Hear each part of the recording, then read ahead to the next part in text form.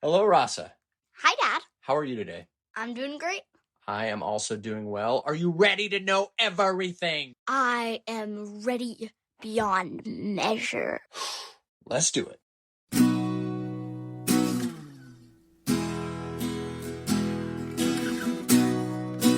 Today, I want to talk to you about the big 10. What number is that? 10. Yes, and you are about to turn 10. 10 years old. Mind-blowing. Congratulations. Thank you very much. Double digits. And yet, what does that mean? What are the two digits in this case of double digits?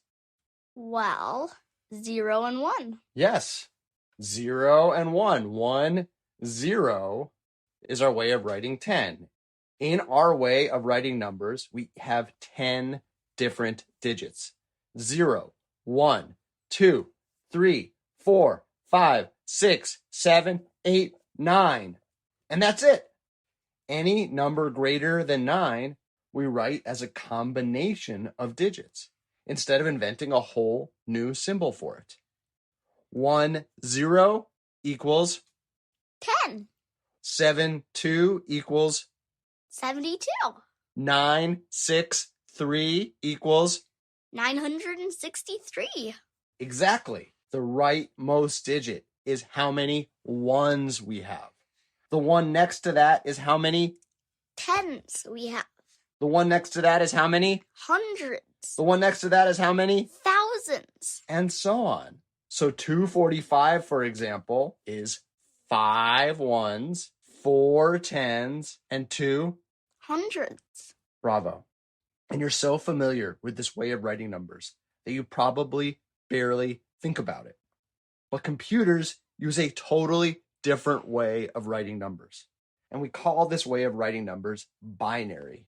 Their way has only 2 digits, 1 and 0.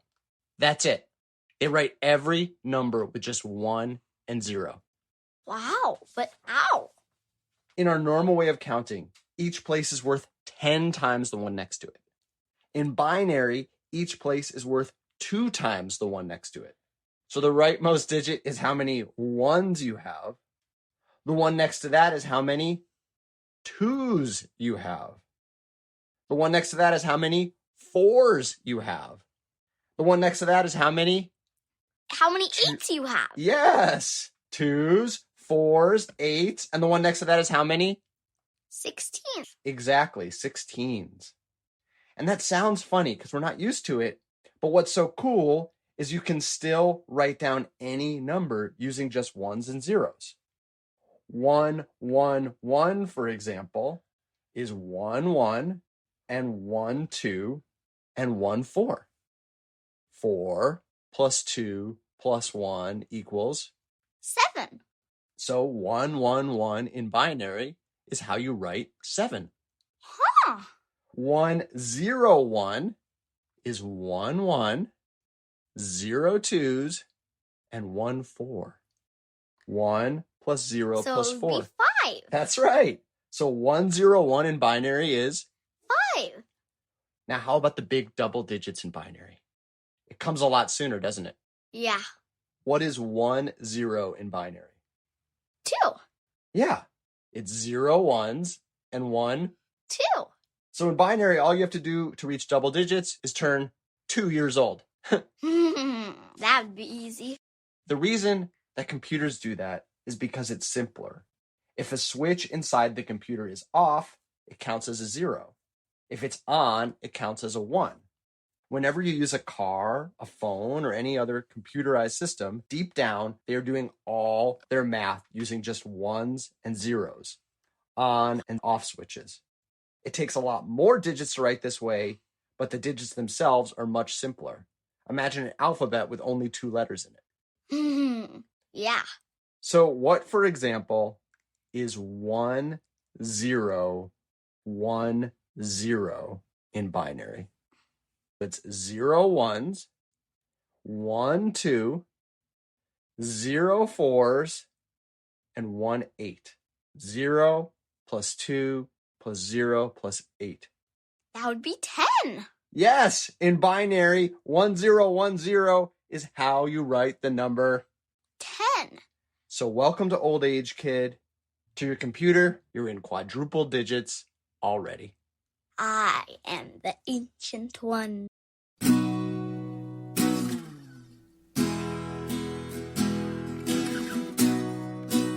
Are you ready for today's poem?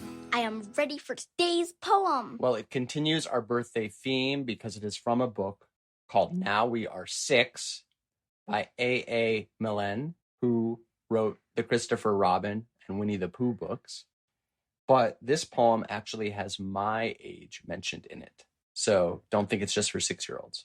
It's called The Morning Walk by A. Milne. When Anne and I go out a walk, we hold each other's hands and talk of all the things we mean to do when Anne and I are 42. And when we've thought about a thing, like bowling hoops or bicycling, or falling down on Anne's balloon, we do it in the afternoon. Would you like to read it? Yeah. The Morning Walk by A. Milne. When Anne and I go out a walk, we hold each other's hands and talk of all the things we mean to do when Anne and I are 42. And when we've thought about a thing, like bowling hoops or bicycling, or falling down on Anne's balloon, we do it in the afternoon. So these kids are dividing their days in half. In the morning, what are they doing? Talking about all the things they'll do when they're so old, they're 42. Yes, they go for a walk, right? It's called the morning walk. Mm-hmm. And they have that talk about all the things they'll do when they're older. And then what do they do in the afternoon? All those things. They just do them. They don't wait till they're 42, do they? Nope.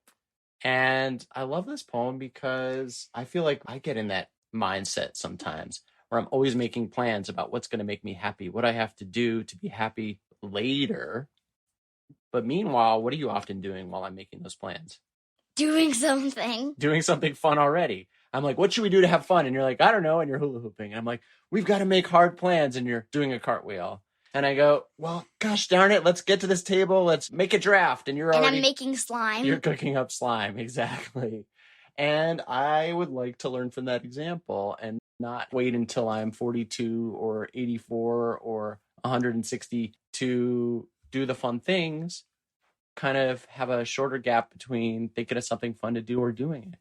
Yeah, I think that is a really fun mindset because, well, it can be good to make hard plans. I think the funnest part is just doing it. Of their plans, what is the most fun sounding to you? Bicycling, bowling, or falling down on a balloon? I'd have to say, I just do all three.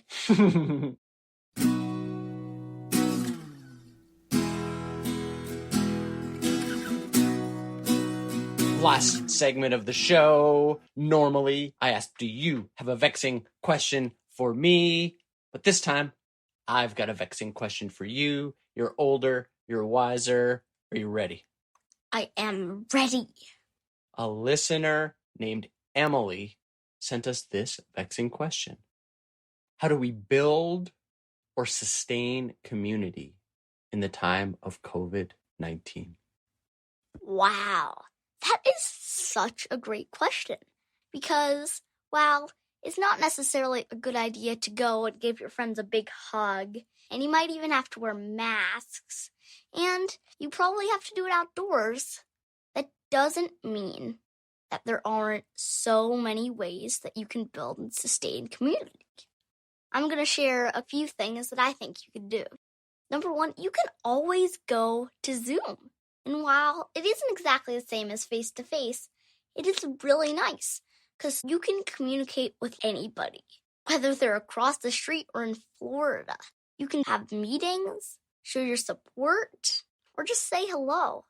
And that's a really nice way to hang out with your friends and offer some cheerfulness. Yeah, one thing I'm starting to realize over all this time is it's not just that it's harder to see the people close to me, it's also in some ways easier to see the people far from me.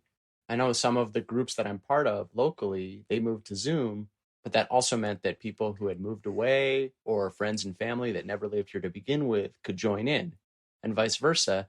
There are exercise classes I've done with my sister who's in New York, and there's conversations and book readings and stuff that I've gone to in totally different places that I never would have thought to enter because they weren't next to me. So community's changing, but it's not going away. Yeah. Now, the next thing is you can always just make something for someone. You can't necessarily, like the Zoom, do it in Florida, but you could send it to someone, or you could just drop it off outside their door.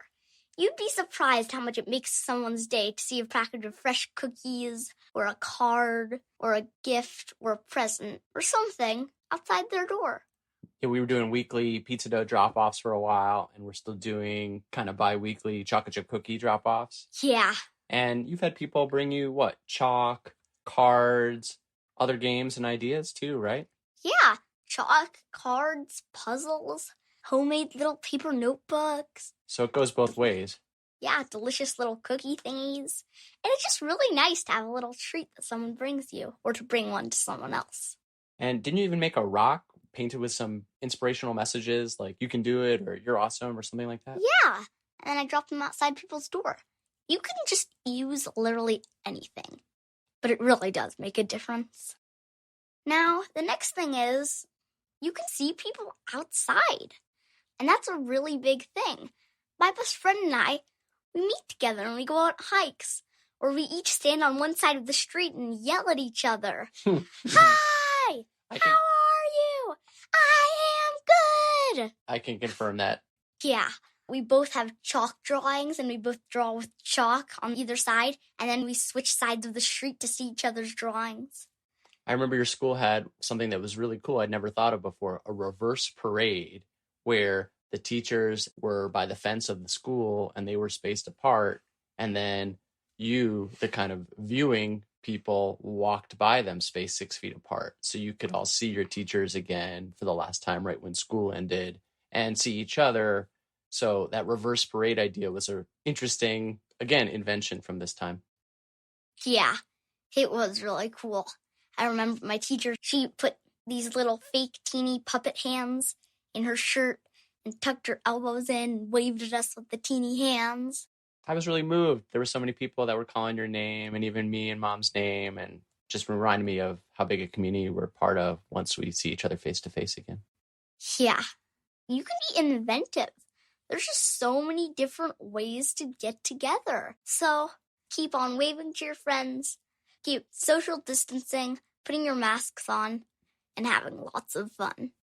One takeaway I get from the activities you suggested is sometimes when you're feeling lonely, the best way to get that connection is to be there for someone else. So if you kind of need that note, send that note. If you need that cookie, bake it. If you need that rock, write it. Give it to someone and you'll start making that connection too. You speak wise words, my friend. Well, I'm grateful to be connected with you and with all our listeners. Thank you guys for being part of our community now too. Yes, thank you very, very much. You Must Know Everything is produced by me, Jeremy Smith, and her, Rasa Smith, with awesome music by Furniture. Learn more and submit your own vexing questions at our website, youmustknoweverything.com, and hear dozens of previous episodes for free. Subscribe via Apple Podcasts, Android, Spotify, or however you like to listen. Please rate, review, and share the show with friends. And please join us next time for everything you need to know.